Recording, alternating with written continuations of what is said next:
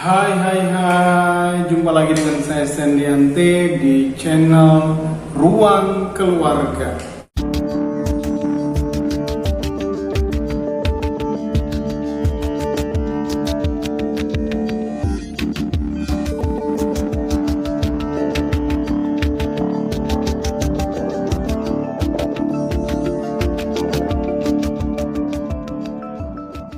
Akan bersama-sama mencoba merenungkan satu kisah nyata yang terjadi pada tahun 1975, dialami oleh seorang bernama Ricky Jackson. Ricky Jackson ini mengalami hal yang buruk sekali di tahun itu, di mana dia dituduh membunuh, dia dengan seorang temannya dituduh membunuh seorang penagih hutang. Pada saat itu seorang penagih hutang terbunuh dan polisi berusaha mencari saksi kunci dalam peristiwa pembunuhan itu, dan mereka menemukan seorang anak yang bernama Eddie Vernon, masih berusia 12 tahun.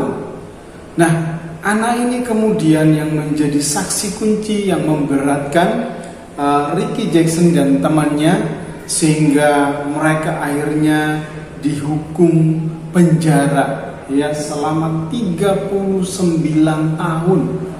Ricky Jackson mendekam di dalam penjara untuk sesuatu yang tidak dilakukannya. Nah, kemudian pada tahun 2014 si anak tadi, Eddie, bertumbuh besar dengan rasa bersalah. Kemudian dia akhirnya membuat pengakuan di gereja ke pastornya, mengaku bahwa dia sebenarnya tidak melihat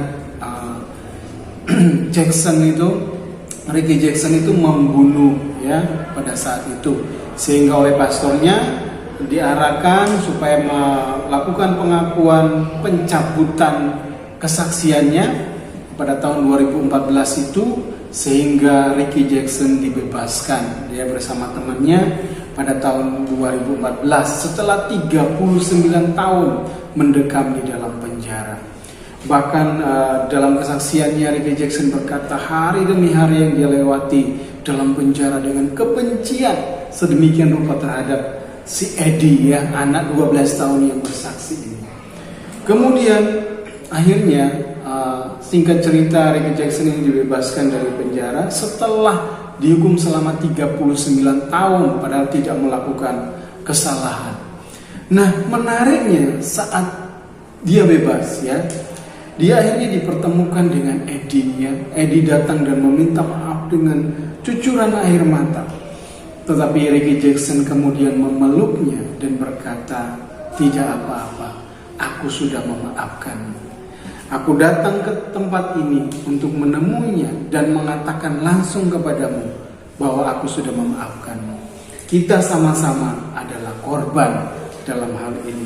Padahal dia juga katakan bahwa di awalnya hari demi hari dia membenci anak ini karena sudah bersaksi dusta sehingga dia dipenjara sebegitu lama.